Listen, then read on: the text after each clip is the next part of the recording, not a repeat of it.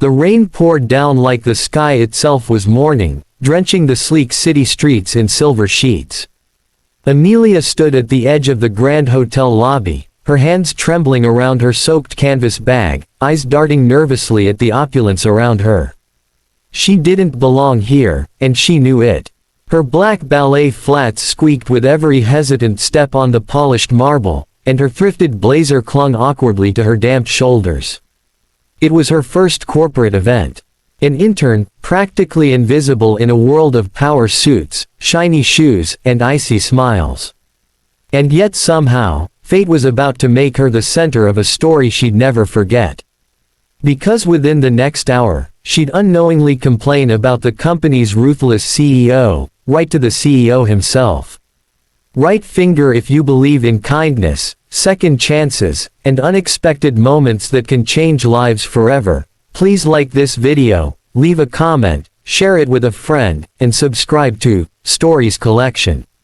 Your support helps us keep telling heartfelt stories that matter.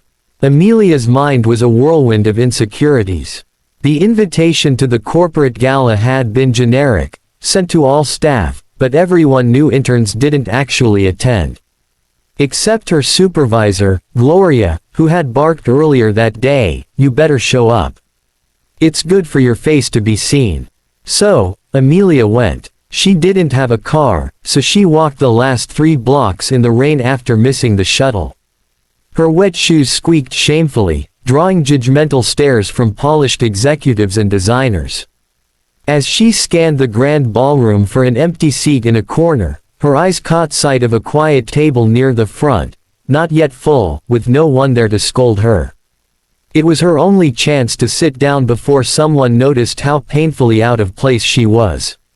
She slipped into the chair, trying to shrink into invisibility. Around her were people in tailored suits and expensive jewelry. She kept her head down and tried not to breathe too loudly. The seat beside her remained empty until a few minutes later, when a tall man in a navy suit joined her silently. She didn't look at him. He said nothing, and that suited her just fine. The MC began to introduce executives, partners, and sponsors. Amelia sipped her water nervously, already planning her escape.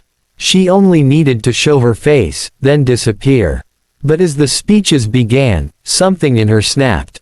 The keynote speaker, a woman from HR, spoke about company culture, support, and inclusion. Amelia blinked in disbelief. The words rang hollow to her, a girl who had been overlooked for weeks, dismissed in meetings, and burdened with tasks no one else wanted. She didn't know what pushed her, nerves, exhaustion, or the sting of being invisible, but she leaned slightly toward the man beside her and whispered, barely above the din of clinking glasses and murmurs. "Honestly, I think they should stop pretending like this place cares. The CEO probably doesn't even know the interns exist. He's like a ghost everyone's scared of. I haven't seen him once in 2 months, but I know his policies are the reason everyone's so stressed. People say he's cold and robotic." The man didn't respond. She froze, realizing maybe she'd spoken too loudly. But then he chuckled, softly. "That's a harsh review," he said, his voice calm, almost amused. She blinked, finally turning to look at him. His face was handsome in a quiet, serious way. Salt and pepper hair, kind eyes, and a controlled elegance that screamed power. Her stomach turned. "No," she whispered in horror. "You're not. Please tell me you're not." He extended a hand, not unkindly. "David Lorne, CEO." The ground vanished beneath her. Amelia's breath caught, her eyes wide with terror. She wanted to vanish, dissolve into mist. But he didn't look angry.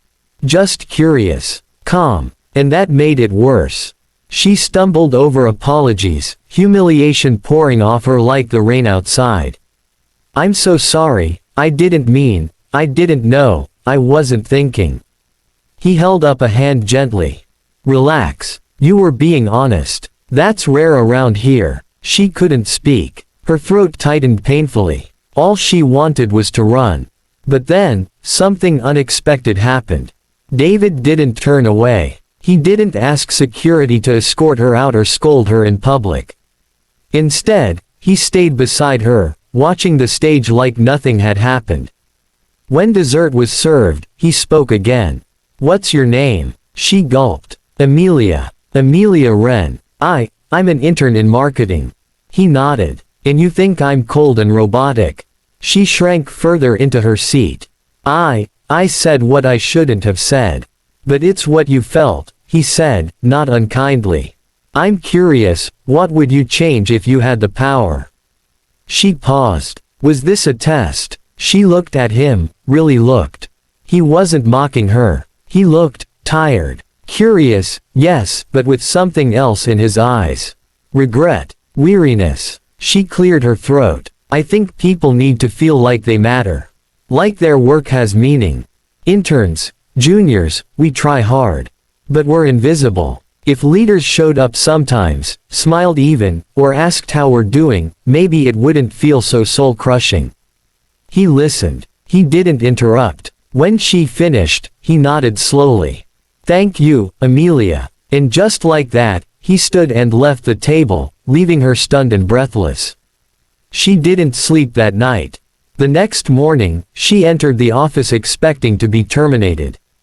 She packed her desk in her mind, rehearsed goodbye messages, and tried not to cry. But something odd happened. Her supervisor was polite.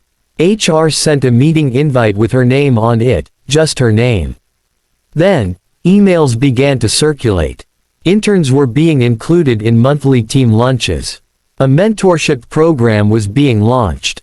The CEO had made a surprise floor visit and asked to speak with junior staff. And later that week, Amelia received a sealed envelope on her desk.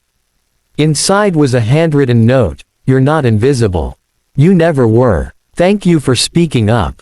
Let's fix this, together." DL. Weeks passed, and Amelia found herself invited to meetings she'd never dreamed of. People asked for her opinion. She even got to present a pitch directly to department heads. David Lorne passed her in the hallway once and gave her the smallest of nods. No one else noticed, but to her, it was everything. Months later, at a new staff orientation, the story of a shy intern who unknowingly sat beside the CEO and spoke her truth began to circulate like quiet legend. No one knew her name. But she did. And every time she saw a new intern hiding in a corner, she smiled and sat beside them. Right finger if this story touched your heart, made you believe in the power of honesty, or reminded you that even the quietest voice can change everything, please like this video, comment below, share it with someone who needs to hear it, and subscribe to Stories Collection. Your support helps us keep bringing you real, emotional stories that matter. Heart's special request: comment below with a time when you spoke your truth, or someone's kindness changed your path. We'd love to hear your story. Of course, let's continue and expand the story with more emotional depth, character development, and a stronger emotional climax, still maintaining that cinematic, heartfelt tone suitable for a 6,000-word video. Here is the continuation and conclusion of the story. The weeks that followed that fateful gala felt surreal to Amelia. She was still just an intern on paper, but something had shifted. Not just around her, but within her. She stood taller. She spoke with a little more clarity, even when her voice trembled. And others noticed. People who used to walk past her desk without a glance now lingered. They asked how she was doing. Some even asked for help. The environment around her seemed to thaw, ever so slightly, as if her vulnerability had cracked open something everyone else had been too afraid to touch. But David Lorne, the CEO, remained mostly a ghost. Occasionally, she saw him from afar, walking with executives or slipping into conference rooms. He never called attention to her. He didn't offer her a promotion or parade her story as some shining example. Instead, he simply implemented changes that made quiet voices louder, unnoticed contributions visible, and created new channels for unheard employees to speak freely. And yet, Amelia sometimes wondered if that night had really changed him, or if she had just been a fleeting moment in a busy man's calendar. One rainy afternoon, not unlike the one when it all began, Amelia stayed late, finishing up a marketing draft. Most of the floor was empty. The storm outside howled against the windows, but inside the office, the hum of fluorescent lights and distant city noise created a cocoon of calm. She was gathering her things when a familiar voice startled her. Still working this late? She spun around. David Lorne stood near the doorway, holding a coffee cup, his suit jacket slung over one arm. He looked exhausted, but somehow lighter than the last time she saw him up close. Yes. I just wanted to finish before tomorrow's meeting, she stammered. He nodded, walking slowly toward her desk. You're the only one here. That's commitment. She smiled nervously. Or a really bad habit. He chuckled, then paused, looking thoughtfully at her corkboard where she'd pinned motivational quotes, scribbled ideas, and photos of her younger siblings.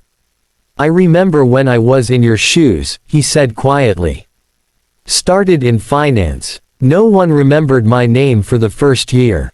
I used to eat lunch in the staircase just to avoid feeling unwelcome. Amelia blinked, surprised. You, the CEO. David nodded. Power doesn't make you immune to isolation.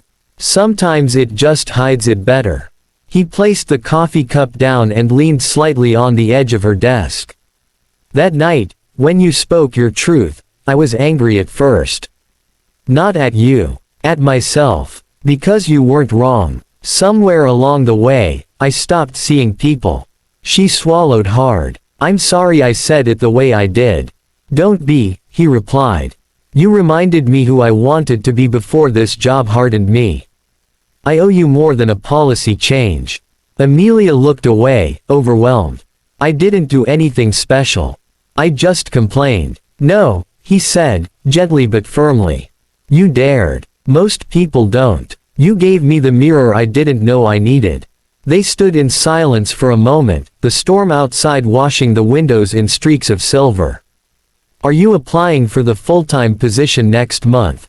He asked. I was thinking about it. But I wasn't sure I'd have a chance. He smiled for the first time that felt truly personal. You already have. A week later, a company-wide email announced a new junior marketing associate, Amelia Wren.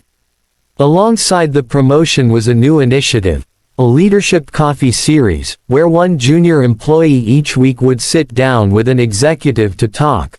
Not pitch ideas or present slides, but simply talk, human to human. Her photo was never shared. Her name wasn't credited in the company newsletter. But those who were there knew. And for every intern who walked in scared and overlooked, there was now hope. Months passed. Amelia became a quiet leader in her own right, mentoring new interns, speaking up in team meetings, bringing fresh ideas to the table. She never tried to be the loudest voice, but she was often the most trusted. One afternoon, she found a sealed envelope on her desk. It had no name. Inside was a card with simple handwriting. Keep seeing what others don't. Keep daring. D. And on the back, a tiny handwritten quote she'd once pinned to her board. The smallest voice can echo across walls of power if it dares to speak. She smiled, eyes misty. Her hands trembled, but not from fear this time. From belief. Belief in what one voice could change. What one act of honesty could begin. She looked around at the bustling office, no longer foreign, no longer cold. She was a part of it now. Not because someone gave her a seat at the table, but because she sat down, uninvited, and spoke the truth. Right finger if this story moved you, if you've ever felt unseen, unheard, or underestimated, and still found the strength to speak, please like this video, share it with someone who needs to hear it, and subscribe to Stories Collection. Your engagement helps us keep telling stories that remind the world. One act of honesty can change everything. Heart's special request. Please comment below with your story. Have you ever found courage when you didn't know you had it? Has someone ever heard you when no one else did? We read every story, and we honor each one.